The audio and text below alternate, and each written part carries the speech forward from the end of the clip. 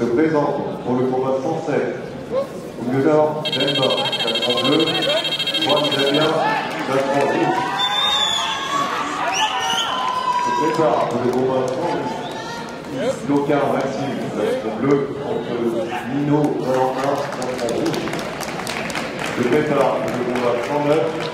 Yves, tu es un jeune arbitre, mais tu te défends vachement bien. Moi j'ai regardé, je te félicite, si je peux me permettre. Et il vient de se passer quelque chose d'extrêmement rare. C'est inhérent au métier d'arbitre. Il y a un accident, là, tu as pris un coup. Bah, parce que déjà c'était deux bons combattants, très engagés, et ils n'ont pas fait attention au commandement. Peut-être que je me suis pas assez imposé dans le commandement. Ils ne regardaient pas du tout le chrono, ils étaient dans leur action. Il y en a un qui a prolongé alors qu'il n'aurait pas dû.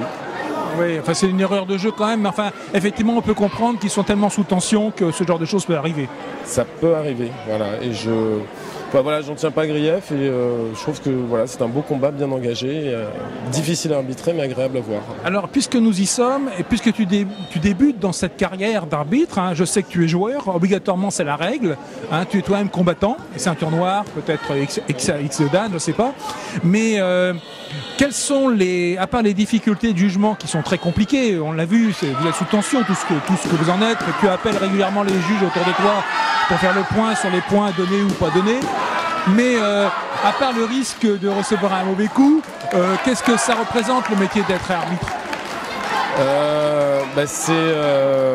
C'est avoir un œil le plus neutre possible sur le combat et voir le combat en tant que spectacle avec deux personnes complètement à pied d'égalité, ce qui n'est pas du tout l'œil qu'on a dans le public. C'est la neutralité de l'arbitre et l'équité vis-à-vis des combattants et par rapport aux règles à respecter. Et chose qu'on ne respecte plus soi-même une fois qu'on met le plastron et les protections parce qu'on en devient combattant, ou chose qu'on ne respecte rarement, l'équité et l'impartialité de l'arbitre quand on est supporter. Donc ça n'a rien à voir et je pense que c'est très important. Moi je suis un jeune pratiquant de taekwondo malgré mon grand âge et ça me fait plaisir de pouvoir m'investir de cette manière-là dans la pratique du sport et puis aussi dans l'encadrement parce que pas d'arbitre, pas de compète. Oui. Alors je peux me permettre une digression, c'est en sujet de l'encadrement. Bon, je suis comme tout bon spectateur, je regarde des matchs de différentes natures.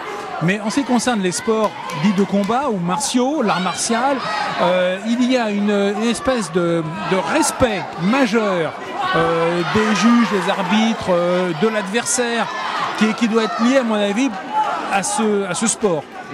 Alors, moi, je vais juste te dire un truc. Ce qui m'a énormément surpris quand j'ai commencé, bon, j'ai fait d'autres sports de combat, j'ai fait du judo et de la boxe française. Et ce qui m'a énormément surpris quand j'ai commencé le taekwondo, c'est le taux de féminisation. Et je crois que c'est un très très bon indicateur. Je pense que c'est un sport où il doit y avoir 30 à 40% de féminisation. Donc ça veut dire que c'est un sport forcément où le respect est la première des règles et de l'éthique. Et je trouve ça très très important. Même si malheureusement, parfois, revenons à l'arbitrage, il y a quelques coachs qui oublient, qui profitent aussi de leur expérience de coach pour essayer d'impressionner les arbitres, de les terroriser.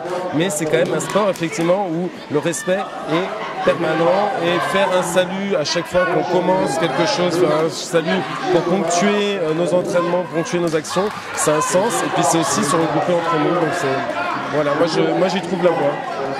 Bon ben Yves, en tout cas moi je te félicite si tu m'autorises. Puis je suis désolé pour le mauvais coup que tu as pris, mais bon, t'en souviendras. Et puis bonne continuation. Je te reverrai. À plus tard.